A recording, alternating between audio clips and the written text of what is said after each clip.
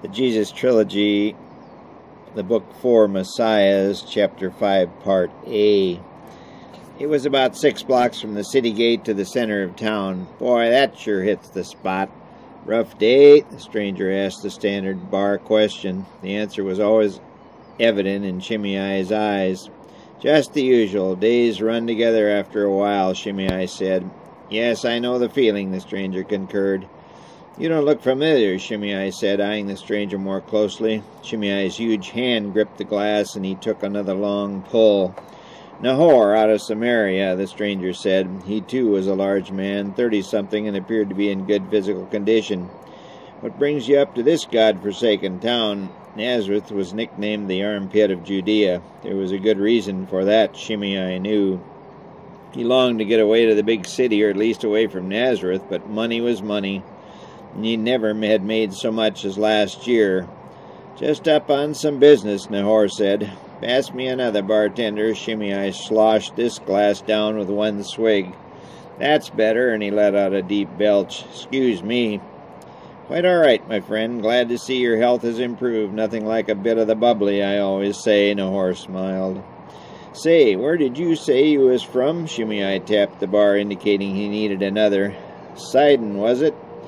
No, not so lucky. Up from Samaria. Sidon was a big seaport city, while Samaria was a town of about 35,000 people halfway between Nazareth and Jerusalem. Where you staying? Shimei asked. Down at the Silver Shekel. The Silver Shekel was one of the 3 inns in town and the nearest to the tavern. It even had a little casino, but the restaurant had lost its liquor license the year before for what was said to be sale to a minor, but the gossip was that the Romans set up the owner. So the townsfolk and the travelers all used mocks. Best in town, ain't that right, Maki? Shimei raised his voice. It startled the old man in the corner booth. What's the matter, sonny? Maki's voice cracked as the 20 or so customers looked around. Go back to sleep, you old fool, Shimei said. Now look here, sonny, who you calling an old fool? Maki's voice was louder now. If I was your age, I'd take you outside and whoop you. Maki got up from his corner bench and slid onto the stool next to the hulking Shimei. You couldn't whip a parrot with one leg, the bartender chimed in. Watch your mouth, boy, Maki shot back. Quit bothering the customers, you old windbag, Deke told him. Deacon Thomas ran his old uncle's bar. Mock had inherited the restaurant from his father, but times then became difficult. Competition from the new inn, the Silver Shekel, had cut business in half. So 3 years ago, Thomas, back from a stint in the army, had agreed to manage the place for a while. They converted it into more of a bar and less of a restaurant. Deke doubted it would fly, but when the Shekel lost its liquor license, bingo! Mock's business took off, so Deke stayed on. Another round, Deke, and pour one for the old man here, Shimei said in his booming voice. He put a huge arm around old Mock. I'm warning you, sonny. Daddy's home, Rachel announced. He'd had a good day. Old Barnabas had offered him a nice salary, more than he had ever made, even in his best year. 17 years he'd been making a living as a carpenter, 10 of them as a master. It would mean changes in his life. He'd have to go down to Barnabas' shop 5 days a week. He would see the kids a little less, but the extra money would really help. He could catch up with taxes, maybe even put away a little in savings. He had none at the moment, and he so wanted to start up a college fund. Jed was 9, but did well enough in school. And Rachel, she deserved everything life had to offer. In his present situation, that couldn't happen. And, of course, Mary, dear Mary, she had been a godsend. Maybe she could go to college also. She was so good about everything, even when he couldn't pay her. She never complained. If the money got low, maybe he could help Mary go to college, but then he would lose his babysitter. As it was, he needed her to work full-time for now, but he didn't know what she would say to that. They had only touched on it briefly. Why were there always so many questions in life? He didn't know, but he had the feeling some of them were soon going to be answered in the positive. Hi, babe, how you doing? He said to Rachel. I'm learning to be a carpenter, she said, a hammer and a nail in her hand. She was doing her own imitation of her dad. Mary was bending over the tub, scrubbing some dishes from lunch. Hi, Mary, I've got some terrific news. Barnabas offered me a job. Isn't that great? Sure, she said blandly, not looking up. He offered me more than I've ever made ever. That's nice, Mary said, still not looking up. There's just one thing. I need to work from 8 to 5, 5 days a week, and an occasional weekend. That shouldn't be too often, only if Barn has a rush job, he continued. I was wondering if you could work here full time. The kids love you, and I think the world of you, Barn said to let him know in a week. I don't know, Joseph, she hesitated as she finally looked up. She had been crying and looked wiped out. Joseph picked up on it but said nothing. She then ran into the other room, grabbed her bag, and ran out the front door. Joseph played with the kids. He hadn't been so happy in many months. The job would be hard and he'd have to do some work on the side at home, but maybe, just maybe, he could get caught up and start building for the future of his children. Had he said something to upset Mary, she probably was just having a bad day. He'd talk to her tomorrow. He knew it would all work out. It had to. What are you going to say in your sermon tomorrow, honey? Elizabeth asked. Zacharias was poring over some old scrolls that he had been trying to decipher. Not sure yet. All the people want to hear about is how and when the Messiah will come and deliver them. Old Zacharias, now 70, had pored through the scrolls for years looking for an answer to that very question. It was on every Hebrew mind in all Israel, but to date no one could find the answer. There was a lot of speculation, of course.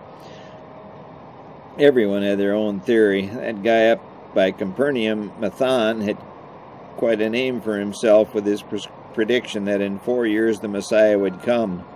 The Messiah would recruit a large army in secret and first overwhelm Herod in the north of Israel. That would probably not be too difficult a task. Then with momentum on his side, he would sweep down on the unsuspecting Roman legion in Jerusalem. It was all in the papers. A lot of Hebrews believed it, but Herod and the Roman leaders in Jerusalem just laughed, further angering the Hebrews. Maybe I'll start giving rousing sermons like Mathan up in Capernaum, Zacharias said. Don't you dare. He's a lunatic. You study more than any man I know, and you haven't found the answer yet. He certainly can't be right. He's just looking for a little glory, Elizabeth countered. And a little money, Zacharias sighed. You know, his church offerings have tripled in the past year. They are building a new synagogue up there to hold the crowds. I think that friend of your cousin's the carpenter. What's his name? Joseph. Yes, he's doing some of the inside work. How is your cousin? She's my second cousin, Elizabeth disgustedly corrected her aging husband. Whatever. I haven't seen Mary in 2 years. One of these days I'll call on her. It's such a long trip down there, and my bones don't take travel like they used to, Elizabeth said. Your bones never did take travel, Zacharias muttered. What'd you say? Nothing. Why don't you ask her here for a visit, Zacharias said. I'll send her a letter and see what she's up to, Elizabeth said, thinking it would be good to see Mary again. But you never did answer me, Zach. What? What are you going to preach about tomorrow, she asked. Nothing much, Zacharias answered, little knowing the truth of his words. The aging couple had a quiet supper and each read for a while. Zacharias' eyes finally became heavy and they both went off to bed. Between Zacharias snoring and his having to get up 2 or 3 times every night to urinate, Elizabeth got little sleep. So a few years back they began to sleep in separate beds. Tonight, as they did each night, they knelt to pray. Zacharias' prayers were always lengthy. He was extremely conscientious and would pray for as many of his parishioners as he could remember. Elizabeth's prayers were of the short variety, but this night she took a little more time. The mention of Mary set her to thinking, and the more Elizabeth thought about her, the more troubled she became.